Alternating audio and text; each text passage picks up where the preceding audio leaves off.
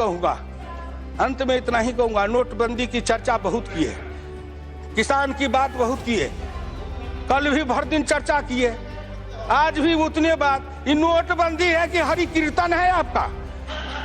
तो जब जब संकट आए तो भगवान का कीर्तन करो, ढोल बजाओ।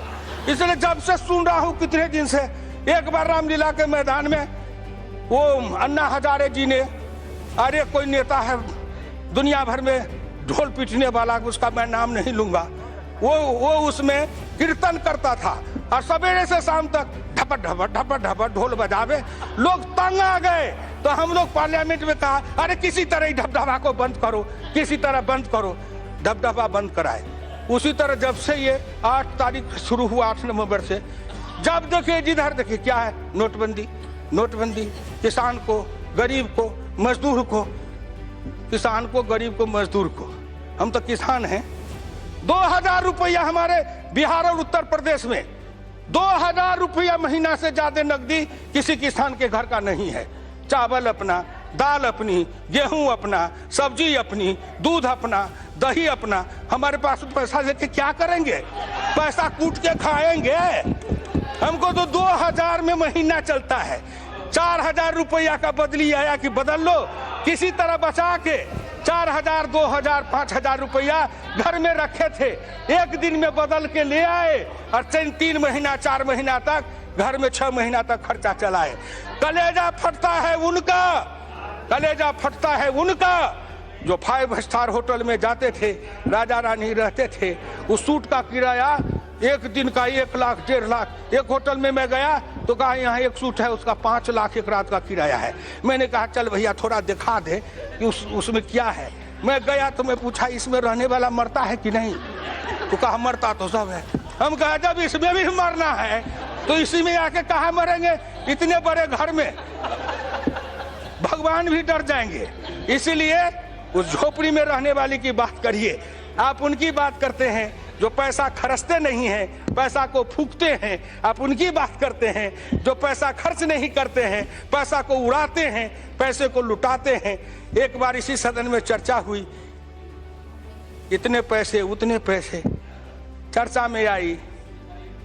एक मेरे साथी, संजोग से मैं नाम नहीं कहूँगा, वो बड़े हैं, एक दिन उनके पास गए तो वो बोतल निकाल के पीने लगे। हमने कहा कौन शरबत है?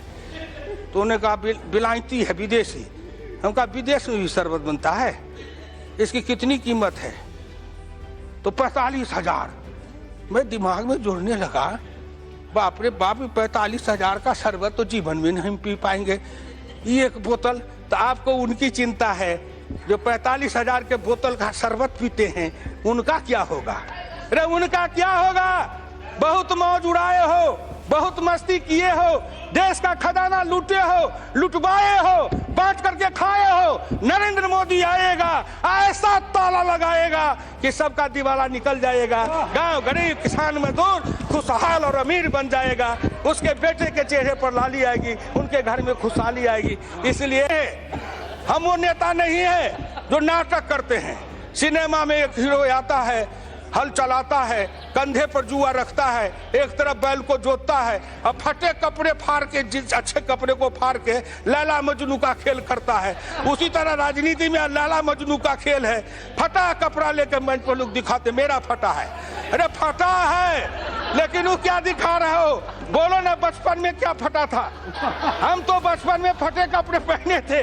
हम जिस समय थे उस समय ये जीन्स फिन्स से पैंट पतलून नहीं था। हम तो जो अंडर पैंट पहनते हो आप, वो डोरी वाला पैंट पहनते थे, अब बोरे की टाट पर बैठते थे, गांव में बैठ के बासी भात खाते थे।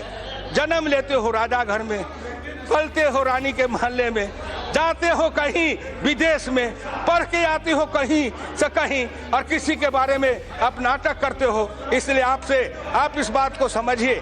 सभापति महोदय, मैं इस देश के उन लोगों को समझाना चाहता हूं कि जो आदमी अपने नाटक के द्वारा अपने अपने नाटक के द्वारा अपने भ्रम फैलाते हैं, या हिंदुस्तान के गांव गरीब किसान पिछड़ों को ठगना चाहते हैं। अब गांव गरीब किसान मजदूर का बेटा भी चालाक है, तेज है, पढ़ा लिखा है, लैपटॉप रखता है, कंप्यूटर रखता है, मोबाइल रखता है, वो भी नेट पर सब कुछ को देखता है और एक एक नेता की जन्म से लेकर मरण तक की कहानी निकाल के पढ़ लेता है गूगल के मार्फत से। इसलिए हम किसी को धोखा नहीं दे सकते।